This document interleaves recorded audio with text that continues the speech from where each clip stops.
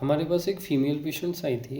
At least 22 year old female थी। 1 महीने पहले ही उसने एक बेबी को डिलीवर किया था। पेशेंट की कंप्लेन थी कि उसको लूज स्टूल्स हो रहे थे, पतले दस्त हो रहे थे, रोज़ 8 से 10 एपिसोड्स।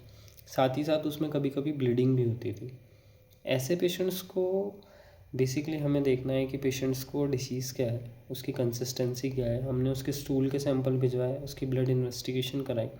ब्लड इन्वेस्टिगेशन में उसको अनीमिया था, उसका अनीमिया में हीमोग्लोबिन 6 का था। साथ ही साथ उसके ल्यूकोसाइड काउंट्स बढ़े हुए थे जो कि 10 से 12 हज़ार थे। पेशेंट्स का जब हमने स्टूल का सैंपल भिजवाया तो स्टूल के सैंपल में भी पस्सल बहुत ज़्यादा थे। पेशेंट की जब रूटीन इन्वेस्टिगेशन कराई गई, उसको गैस्ट्रोएंटरोलॉजिस्ट को दिखाया गया, तो उसमें उन्होंने उनका कोलोनोस्कोपी सजेस्ट किया। कोलोनोस्कोपी सजेस्ट करने के बाद उनके पेट में देखा गया कि आंतों में बड़े बड़े छाले हैं।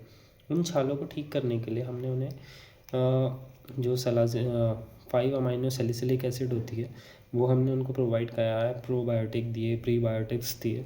उससे भी पेशेंट इम्प्रूव नहीं हुआ तो हमें उन्हें स्टेरॉइड्स देना पड़ा। स्टेरॉइड्स में मिथाइल प्रेडनिसोलोन हमने दिया। पेशेंट्स का जो ऐसे पेशेंट्स होते हैं इनका ट्रीटमेंट भी महीनों तक चलता है।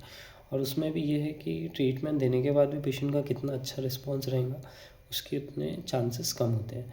पर फिर भी ये बीमारी जीवन भर के लिए रहती है और ओरल मेडिकेशन हमेशा चलती है। कुछ कुछ मेडिकेशंस इसमें पर रेक्टल रूट से भी देते हैं और यही इसका लाइन ऑफ ट्रीटमेंट है। और इस डिसीज़ का फाइनल नाम है अल्सरेटिव कोलाइटिस।